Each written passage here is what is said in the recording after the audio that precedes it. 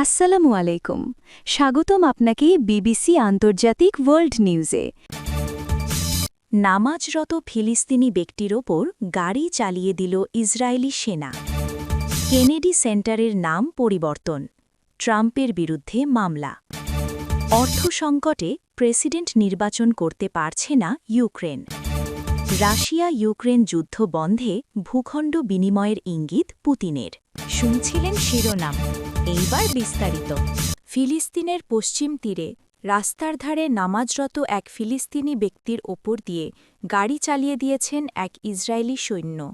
রয়টার্সের প্রতিবেদন অনুসারে তাকে চাপা দেওয়ার ঘটনার একটি ফুটেজ পাওয়া গেছে।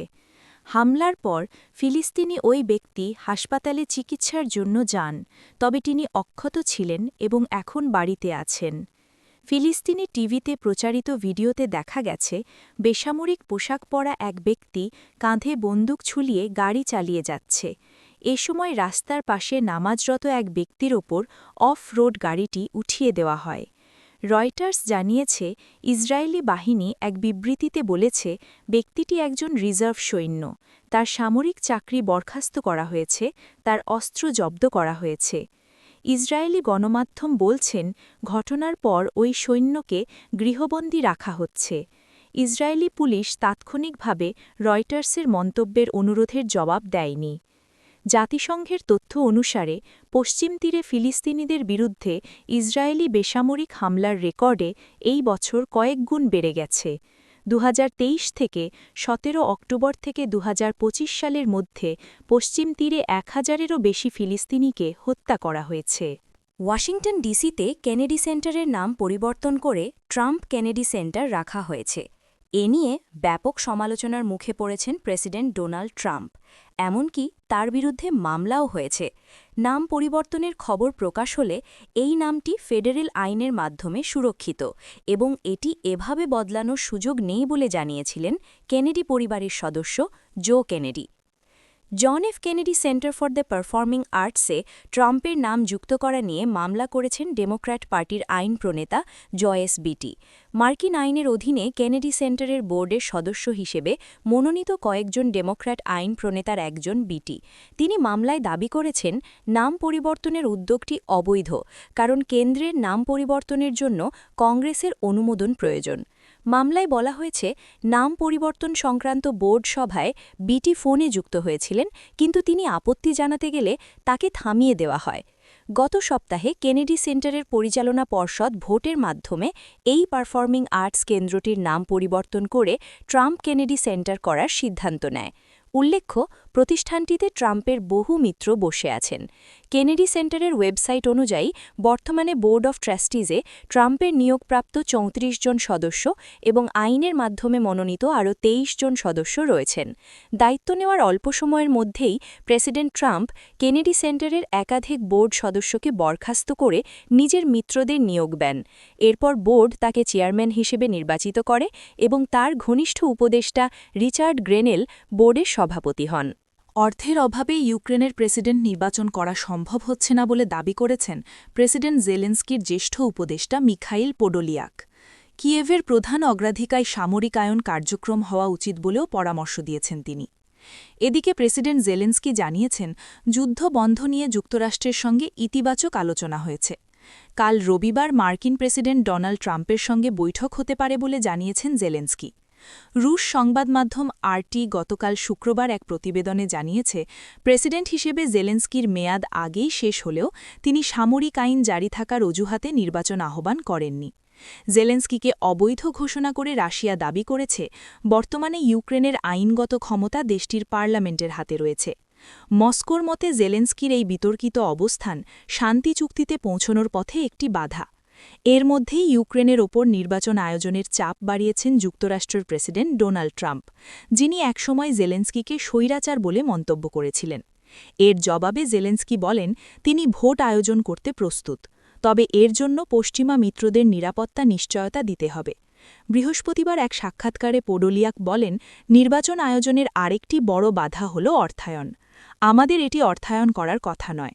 বাস্তবতা হল বাজেট ঘাটতির কারণে আমরা এটি বহন করতে পারছি না। পোডোলিয়াকের মতে ইউক্রেনের বাজেটে আরও গুরুত্বপূর্ণ খাতে ব্যয় করার প্রয়োজন রয়েছে, যার মধ্যে রয়েছে সামরিকায়ন এবং সামাজিক কর্মসূচি যা পৃথক পরিবারগুলোর অর্থনৈতিক ক্ষতি পুষিয়ে দেবে। প্রেসিডেন্ট জেলেন্সকি জানিয়েছেন তিনি রবিবার আগামীকাল ফ্লোরিডায় তার মার্কিন প্রতিপক্ষ ডোনাল্ড ট্রাম্পের সাথে দেখা করার পরিকল্পনা করছেন। ইউক্রেনে রাশিয়ার প্রায় ৪ বছরের যুদ্ধের অবসান ঘটাতে একটি শান্তি চুক্তিতে পৌঁছনোর প্রচেষ্টার অংশ হিসেবে এই সাক্ষাৎ হবে বলে তিনি মনে করেন। গতকাল জানাবাদীদের কথা বলার সময় জেলেন্সকি সতর্ক করে বলেন, এই বৈঠকের মাধ্যমে একটি দৃঢ় চুক্তিতে পৌঁছনো যাবে কিনা তা তিনি বলতে পারবেন না।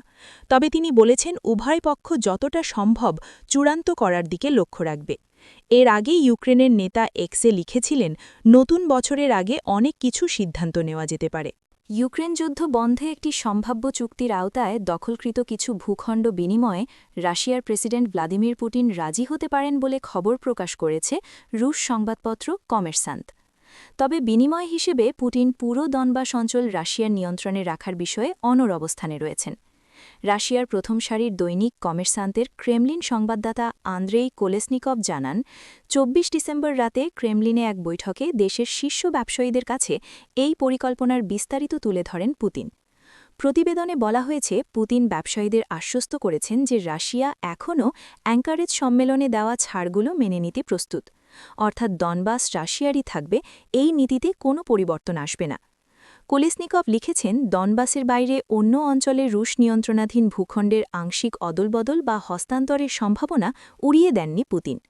এদিকে বুধবার ইউক্রেনের প্রেসিডেন্ট ভলোদিমির জেলেন্সকি বলেন, গত সপ্তাহে মায়ামিতে অনুষ্ঠিত আলোচনায় ২০ দফার একটি শান্তি পরিকল্পনা চূড়ান্ত করার পথে ইউক্রেন ও যুক্তরাষ্ট্রের প্রতিনিধি দল অনেকটাই এগিয়েছে। তবে জেলেন্সকি স্পষ্ট করেছেন যে ইউক্রেনের নিয়ন্ত্রণে থাকা দনবাসের অবশিষ্ট অংশ রাশিয়ার হাতে ছেড়ে দেওয়ার বিষয়ে এখনও কোনো ঐক্যমত্য হয়নি। এছাড়া বর্তমানে রুশ সেনাদের দখলে থাকা জাপোরিজিঝিয়া পারমাণবিক বিদ্যুৎ কেন্দ্রের ভবিষ্যৎ নিয়েও বিতর্ক রয়ে গেছে। মার্কিন প্রেসিডেন্ট ডোনাল্ড ট্রাম্প দ্বিতীয় বিশ্বযুদ্ধ পরবর্তী ইউরোপের এই রক্তক্ষয়ী সংঘাত বন্ধের যে প্রতিশ্রুতি দিয়েছিলেন তা বাস্তবায়নে তার বিশেষ দূত স্টিভ উইটকফ এবং জামাতা জ্যারেড কুশনার রাশিয়া, ইউক্রেন ও ইউরোপীয় শক্তিগুলোর সঙ্গে আলোচনা চালিয়ে যাচ্ছেন। গত আগস্টে আলাস্কার অ্যাঙ্কারেজে পুতিন ও ট্রাম্পের শীর্ষ বৈঠকে কী কী বিষয়ে বোঝাপড়া হয়েছিল তার পূর্ণাঙ্গ বিবরণ এখনও প্রকাশ করা হয়নি। রাশিয়ার হিসাব অনুযায়ী তারা বর্তমানে ২০১৪ সালে সংযুক্ত করা ক্রিমিয়া ছাড়াও দনবাসের ৯০% এবং জাপোরিজিশিয়া ও খেরসন অঞ্চলের ৭৫% নিয়ন্ত্রণ করছে। পুতিন এর আগে শর্ত দিয়েছিলেন যে শান্তি চুক্তির জন্য ইউক্রেনকে দনবাস, খেরসন ও জাপোরিজিঝিয়া থেকে পুরোপুরি সেনা সরিয়ে নিতে হবে এবং ন্যাটোতে যোগদানের আশা ত্যাগ করতে হবে। কমেরসান্ত আলো জানিয়েছে, ব্যবসায়ীদের সঙ্গে বৈঠকে ইউরোপের বৃহত্তম পারমাণবিক স্থাপনা জাপোরিজিঝিয়া নিয়ে পুতিন কথা বলেছেন। তিনি জানান, এই বিদ্যুৎ কেন্দ্র রাশিয়া ও যুক্তরাষ্ট্রের যৌথ ব্যবস্থাপনায় পরিচালনার বিষয়টি আলোচনায় রয়েছে। এছাড়া যুক্তরাষ্ট্র এই কেন্দ্রের কাছে ক্রিপ্টো মাইনিং বা ডিজিটাল মুদ্রা উৎপাদনে আগ্রহ দেখিয়েছে এবং কেন্দ্রটি থেকে উৎপাদিত বিদ্যুতের একটি অংশ ইউক্রেনকেও সরবরাহ করার পরিকল্পনা রয়েছে।